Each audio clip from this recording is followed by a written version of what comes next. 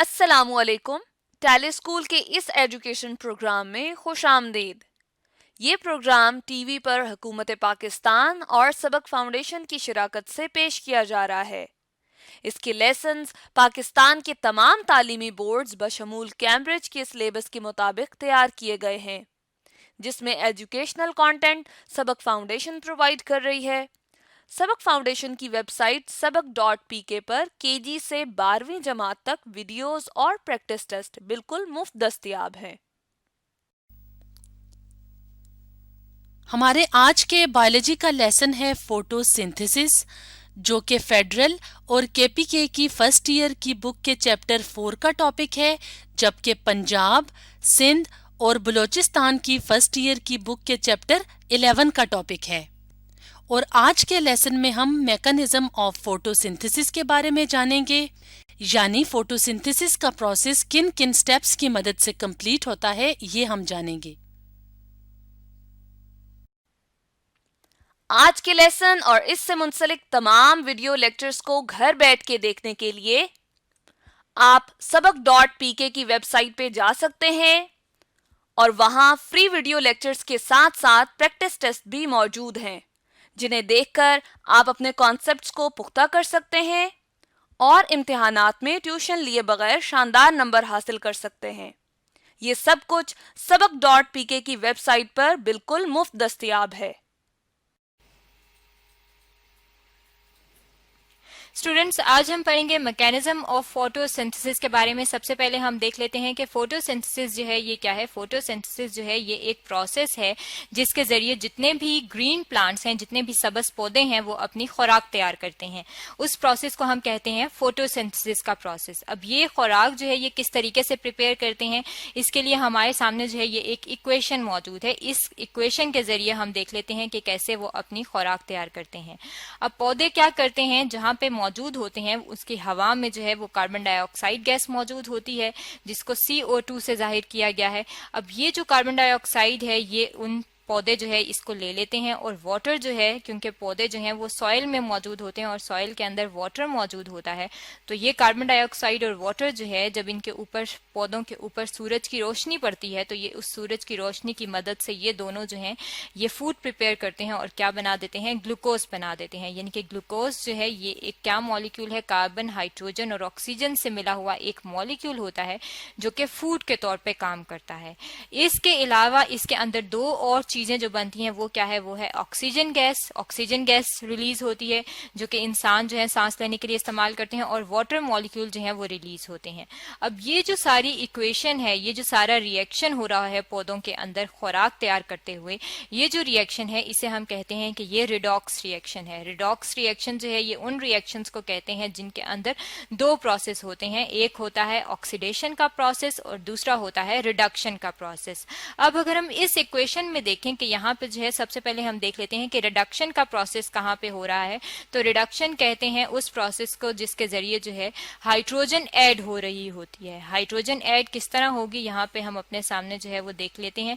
यहाँ पे आप देखें तो ये CO2 है, यानी कि कार्बन डाइऑक्साइड है, और ये कार्बन डाइऑक्साइड किस में चेंज हो रही है, ये ग्लूकोज में चेंज हो रही है। यानी कि यहाँ से जो है ये कार्बन डाइऑक्साइड किस चीज में कन्वर्ट हो गई, ग्लूकोज में, और इसके अंदर क्या चीज ऐड हो गई है, इसके अंदर हाइड्रोजन जो है वो ऐड हो गई है। अब ये हाइड्रोजन का एडिशन क्या है, ये रिडक्शन है।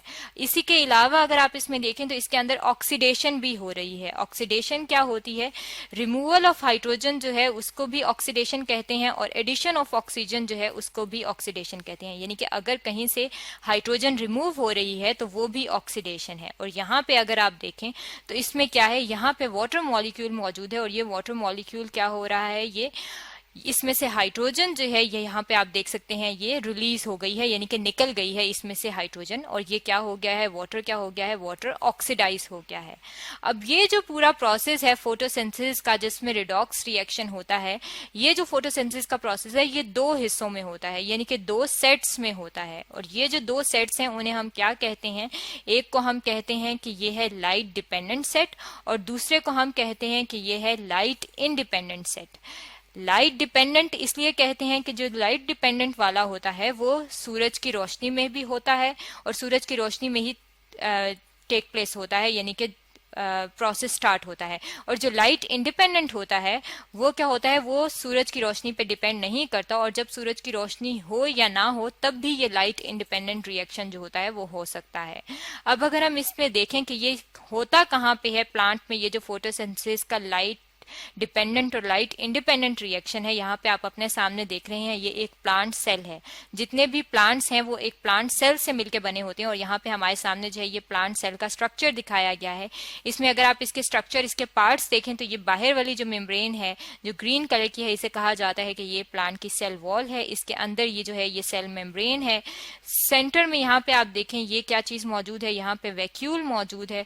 इसके अलावा यहाँ पे ये न्यूक्लियस मौजूद है। न्यूक्लियस के बाहर यहाँ पे आप देख सकते हैं डबल मेम्ब्रेन है जिसे कहा जाता है ये न्यूक्लियर मेम्ब्रेन है।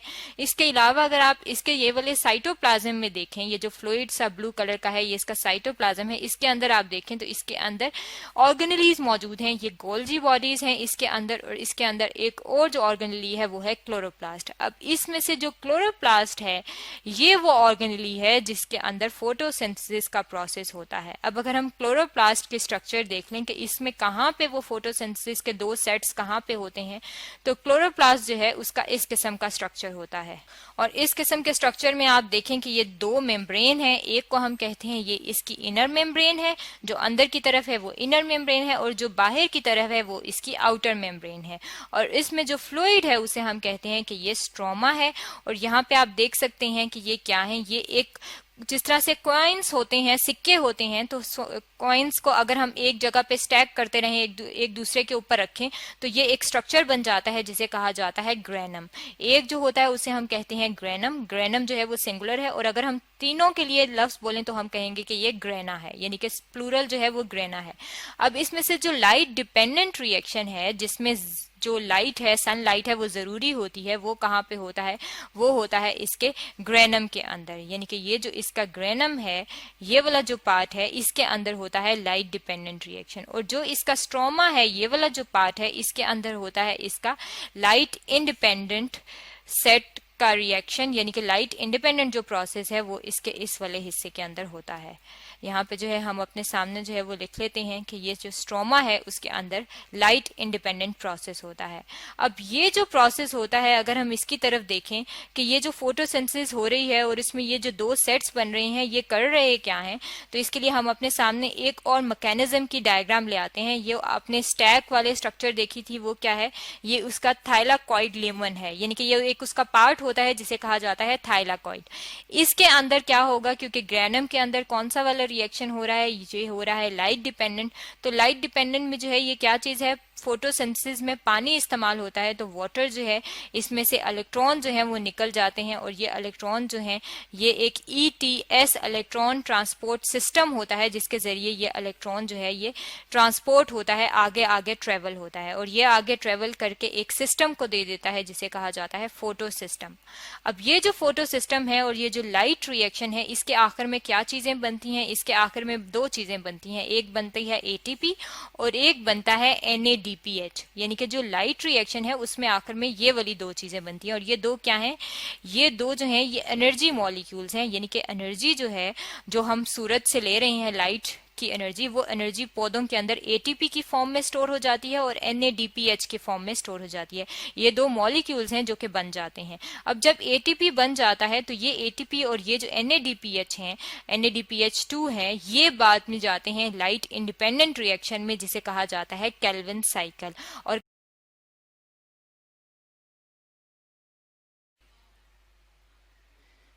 जी स्टूडेंट्स, आज हम डिस्कस करेंगे लाइट रिएक्शन। लाइट रिएक्शन जो होता है ये हमारे पास फोटोसिंथेसिस में हो रहा होता है। ये दूसरा पार्ट है हमारे पास फोटोसिंथेसिस का। हमने पहले फोटोसिंथेसिस को डिस्कस किया था। हमने ये स्टडी किया कि फोटोसिंथेसिस वो प्रोसेस है जिसमें हमारे पास ऑक्सीजन बनती है प्रोडक्ट और ग्लूकोज बनती है। लेकिन किन चीज़ों से मिलकर बनती है, हमारे पास होती है कार्बन डाइऑक्साइड, ठीक है, नंबर 1 पे। फिर हमारे पास वाटर होता है, ठीक है। इन दोनों के मिलने से हमारे पास क्लोरोफिल में, जो कि प्लांट के लीव्स में पाया जाता है, वहाँ पर सनलाइट की मौजूदगी में फोटोसिंथेसिस होती है और हमारे पास ऑक्सीजन प्रोडक्ट आती है, ठीक है, और हमारे पास क्या बनती है, ग्लूकोज बनता है, ठीक है। तो ये दोनों चीज़ें हमारे पास फोटोसिंथेसिस के प्रोसेस से बनती है। ये वाला प्रोसेस सारा जो है वो हो रहा होता है हमारे पास क्लोरोप्लास्ट में, और क्लोरोप्लास्ट जो है वो हमारे पास जो है उसका स्ट्रक्चर हमने देखा था, इसमें एक थैलाकॉइड मेम्ब्रेन होती है और एक स्ट्रोमा का पार्ट होता है, ठीक है। स्ट्रोमा जो है जेल लाइक मैटर होता है और थैलाकॉइड जो है वो मेम्ब्रेन होती है, ठीक है। तो हमने फिर जब इसको डिवाइड किया इस फोटोसिंथेसिस के प्रोसेस को दो पार्ट्स में, जैसे हम लाइट रिएक्शन कहते हैं, ठीक है, और दूसरे को हम क्या कहते हैं, डार्क रिएक्शन कहते हैं, ठीक है। जो हमारे पास लाइट रिएक्शन है वो थैलाकॉइड मेम्ब्रेन में हो रहा है, ठीक है, जैसे कि मैंने आपको ऊपर भी दिखाया है। ये जो मेम्ब्रेन्स हैं क्लोरोप्लास्ट की, उसके अंदर ये हो रहा होता है। लाइट रिएक्शन में होगा क्या, सनलाइट की मौजूदगी में हमारे पास जो है वो वाटर जो है वो ब्रेकडाउन, वाटर की ब्रेकडाउन होगी। तो हम इस सारे प्रोसेस को जो है वो अब देख रहे हैं। तो देखते हैं कि लाइट रिएक्शन में हमारे पास कौन कौन से स्टेप्स होंगे। जी, अब हमारे पास यहाँ पे एक डायग्राम जो है वो मौजूद है, ठीक है, ये आपको नजर आ रही है, ठीक है। इसमें हमने क्या किया है, हमारे पास लाइट है जो कि हमारे पास सूरज से आएगी, ठीक है, और हमारे पास वाटर मॉलिक्यूल है जो कि पौधे जो हैं वो जड़ों से एब्जॉर्ब करते हैं, ठीक है। 2 वाटर मॉलिक्यूल जो हैं जब वो ब्रेक डाउन होते हैं तो 4 हाइड्रोजन जो है हमारे पास रिलीज होते हैं और एक ऑक्सीजन का मॉलिक्यूल बनता है, ठीक है। अब हमारे पास जो ये 4 हाइड्रोजन जो है प्लस H+ आयन बन रहे हैं, ये 4 इलेक्ट्रॉन रिलीज करेंगे, ठीक है। जब 4 हाइड्रोजन बनेंगे तो चारों हाइड्रोजन जो है एक एक इलेक्ट्रॉन जब लूज करेंगे तो 4 इलेक्ट्रॉन हो जाएंगे। ये चारों इलेक्ट्रॉन जो है ये सप्लाई होंगे, क्या एटीपी बनेगी। फिर वो हमारे पास जो क्लोरोफिल मॉलिक्यूल्स हैं, ये वाले ग्रीन कलर के जो हैं क्लोरोफिल मॉलिक्यूल्स, इनके अंदर से जब ये हमारे पास जो है एनर्जी ट्रांसफर होगी, ठीक है, और ये एनर्जी जो है NADP के पास जाएगी, पास जो एंजाइम होता है, ठीक है, ये H+ आयन के साथ मिलेंगे। जो H+ आयन जो यहाँ रिलीज हुए हैं तो ये NADPH बन जाएगा, ठीक है। और इस प्रोसेस को हम क्या कहते हैं, इसको प्रोसेस को हम रिडक्शन कहते हैं, ठीक है। तो हमारे पास लाइट रिएक्शन में फर्स्ट स्टेप क्या होगा, फोटोलाइसिस होगी। फोटो का मतलब है लाइट की मौजूदगी में ब्रेकडाउन होना, ठीक है। लाइसिस का मतलब है ब्रेकडाउन होना। अब ब्रेकडाउन किस चीज की हुई है, ब्रेकडाउन हुई है वाटर की, ठीक है, ब्रेकडाउन ऑफ वाटर मॉलिक्यूल हम यहाँ लिख लेते हैं, ठीक है। H2O की वाटर मॉलिक्यूल की हमारे पास ब्रेकडाउन हो रही है, ठीक है। ये हमने डायग्राम में भी अभी स्टडी किया है कि हमारे पास 2 वाटर मॉलिक्यूल्स होते हैं, ठीक है।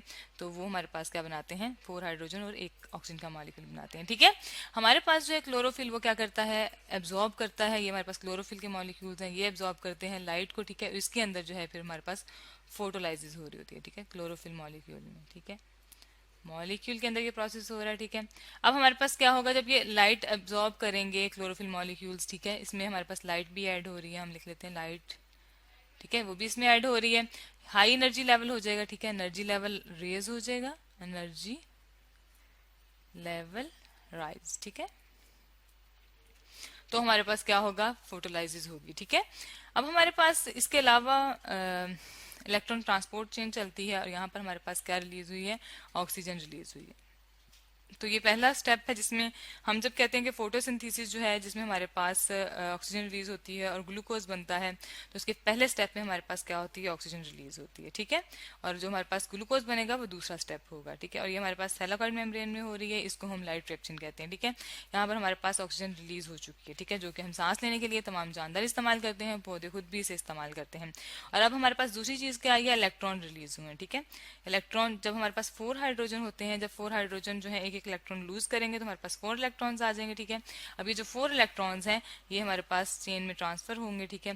और एटीपी जो है जब हमारे पास यूटिलाइज होगी और इसके बाद हमारे पास इसको यूज करने के बाद हमारे पास NADPH बनेगा, ठीक है, जो कि हमारे पास एनर्जी मॉलिक्यूल है, NADPH, ठीक हो गया। तो ये जो हमारे पास NADPH के अंदर मॉलिक्यूल्स आते हैं, इसको हम थोड़ा सा नीचे कर लेते हैं, ठीक है। पहले हमारे पास क्या मॉलिक्यूल होता है, NADP होता है, ठीक है। इसके ऊपर पॉजिटिव चार्ज होता है। जब इसमें ऐड होते हैं हमारे पास हाइड्रोजन H+ आयन ऐड होते हैं तो हमारे पास क्या बन जाता है, NADP, सॉरी इसको सही कर लेते हैं, NADPH बन जाता है, ठीक है। ये भी एनर्जी मॉलिक्यूल बन गया है, ठीक है। और ये हमारे पास जो हाइड्रोजन है मॉलिक्यूल, ये हमारे पास कहाँ से आया, ये हमने वाटर से हासिल किया, ठीक है। तो हमारे पास फोटोलाइसिस हुई थी, वाटर ने हाइड्रोजन रिलीज की थी और साथ में हमारे पास ऑक्सीजन रिलीज की थी, ठीक है।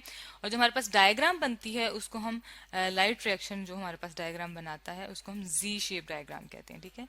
लाइट रिएक्शन में कौन सी डायग्राम हमारे पास बनी है, Z शेप, ठीक है, Z की शेप में। ये आपको मैं ऊपर अभी दिखाती हूँ, ठीक है। Z शेप डायग्राम बनती है, ये देखें, Z शेप डायग्राम है, तो यूं हमारे पास Z फॉर्म में पिक्चर बन रही है। ठीक है, तो आज हमने स्टडी किया है लाइट रिएक्शन को, जो कि फर्स्ट स्टेप है हमारे पास फोटोसिंथेसिस का, जिसमें हमारे पास फोटोलाइसिस होती है और लाइट की मौजूदगी में वाटर मॉलिक्यूल टूटते हैं और बस ऑक्सीजन रिलीज होती है और H+ आयंस रिलीज होते हैं। और ये ऑक्सीजन जो है ये फर्स्ट स्टेप में रिलीज होती है और तमाम जानदार जो हैं वो ऑक्सीजन को सांस लेने के लिए इस्तेमाल करते हैं।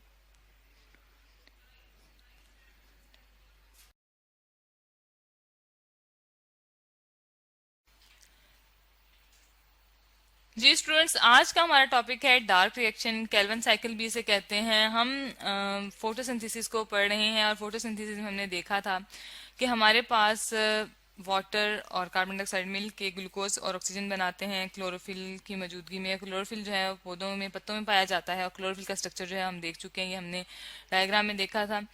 इसकी ओवल शेप होती है, इसमें ग्रीन कलर का पिगमेंट पाया जाता है, इसे क्लोरोफिल कहते हैं और वो थैलाकॉइड जो है मेम्ब्रेन के अंदर बाउंड हुआ होता है। स्ट्रोमा जो होता है इस तरह का जेल लाइक मैटर होता है जिसके अंदर ये सब कुछ फ्लोट करता है और डार्क रिएक्शन जो होता है वो स्ट्रोमा में हो रहा होता है। ठीक है, फिर हमने जो है डार्क और लाइट रिएक्शन को अलग अलग भी स्टडी कर चुके हैं। लाइट रिएक्शन जो है थैलाकॉइड मेम्ब्रेन में होता है जिसमें वाटर इस्तेमाल होता है, और जो अभी हम स्टडी करने जा रहे हैं डार्क रिएक्शन वो स्ट्रोमा में होता है और उसमें हमारे पास कार्बन डाइऑक्साइड इस्तेमाल होगी और हमारे पास ग्लूकोज बनेगा। ठीक है, एक ऑर्गेनिक मॉलिक्यूल बनेगा, ग्लूकोज बनेगा जो कि फूड है। ठीक है, तो हम देखते हैं कि साइकिल कैसे कंप्लीट होता है और इसे केल्विन साइकिल क्यों कहते हैं। केल्विन साइकिल इसे इसलिए कहते हैं कि इसको डिस्कवर किया था केल्विन मेल्विन ने। ठीक है, डिस्कवर्ड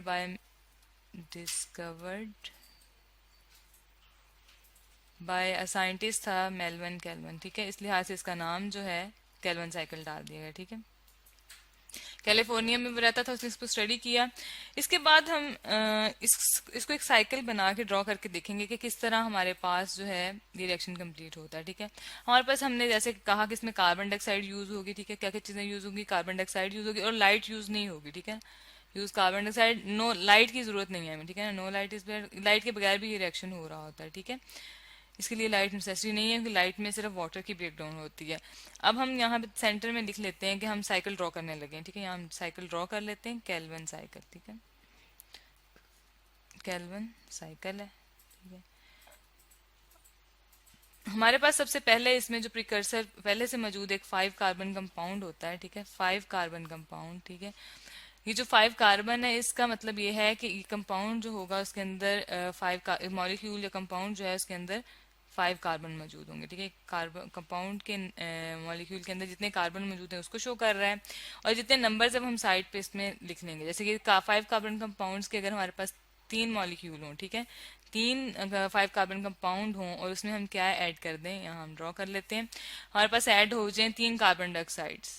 ठीक है, कार्बन डाइऑक्साइड के 3 जो है मॉलिक्यूल आकर ऐड हो जाएं तो ये मिलके हमारे पास जो कंपाउंड बनाएंगे वो 6 कार्बन कंपाउंड होगा। ठीक है, 6 कार्बन कंपाउंड होगा और 6 कार्बन कंपाउंड 3 होंगे। ठीक है, 6 कार्बन कंपाउंड ये हमने लिख लिया है। ठीक है, और टोटल जो कितने कार्बन उसके अंदर 6 मौजूद होंगे और वो मॉलिक्यूल्स कितने बनेंगे, 3 बनेंगे। ठीक हो गया, तो ये हमारे पास ये 5 कार्बन कंपाउंड में 15 टोटल थे और 15 ने अगर हमने +3 किए तो 18 हो गया और इस तरह हम 6 और 3 को जब मल्टीप्लाई करते हैं 18 टोटल कार्बन कंप्लीट हो जाते हैं।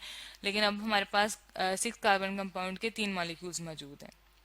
अब हमारे पास क्या होगा, हमारे पास एनर्जी यूज होगी एटीपी, जो कि हमने लाइट रिएक्शन में प्रोड्यूस किया जैसे कि हम जानते हैं। ठीक है, एटीपी इसमें यूज होगी प्लस इसमें एनएडीपी भी यूज होगी, जिससे हम क्या लेंगे, हाइड्रोजन लेंगे। ठीक है, क्योंकि हमारे पास कार्बन डाइऑक्साइड मॉलिक्यूल्स मौजूद हैं और अब इसमें हाइड्रोजन ऐड करेंगे और हम ग्लूकोज बनाएंगे। ठीक है, NADPH जो कि हमारे पास एनर्जी मॉलिक्यूल्स हैं। ठीक है, इसमें से हम H लेंगे और एटीपी जो है हमें एनर्जी प्रोवाइड करेगी। ठीक है, तो हमारे पास अब क्या बनेगा, हमारे पास 6 मॉलिक्यूल्स बनेंगे। ठीक है, यहाँ लेबल किया था हमने कि ये जो साइड पे हम नंबर लिखेंगे नंबर ऑफ मॉलिक्यूल्स को शो करेगा। ठीक है, नंबर ऑफ मॉलिक्यूल्स को।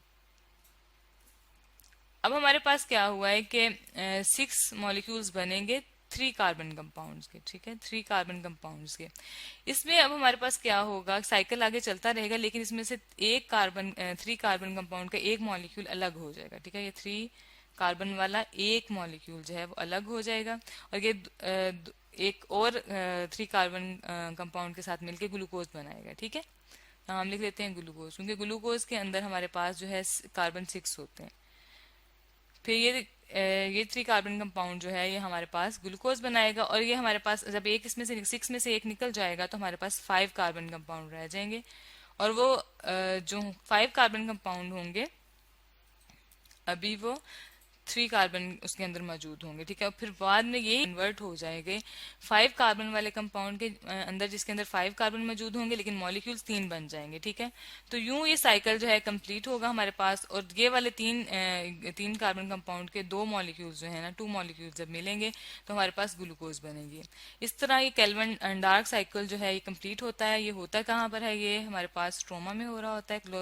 क्लोरोप्लास्ट के अंदर जो स्ट्रोमा है उसके अंदर ये हो रहा होता है, ठीक है। स्ट्रोमा हम यहाँ लिख लेते हैं, स्ट्रोमा में हो रहा है। और हमने इसके अंदर जो है तमाम कार्बन डाइऑक्साइड को फिक्स कर दिया, ठीक है। इसमें कार्बन डाइऑक्साइड जो है वो हाइड्रोजन के साथ मिलके हमारे पास ग्लूकोज बनाती है। ग्लूकोज को हम लिखते हैं C6H12 और O6, ठीक है। ये हमारे पास ग्लूकोज बनती है जो कि फूड है, जिससे प्लांट भी अपने लिए भी एनर्जी के तौर पर इस्तेमाल करते हैं और बाकी एनिमल्स भी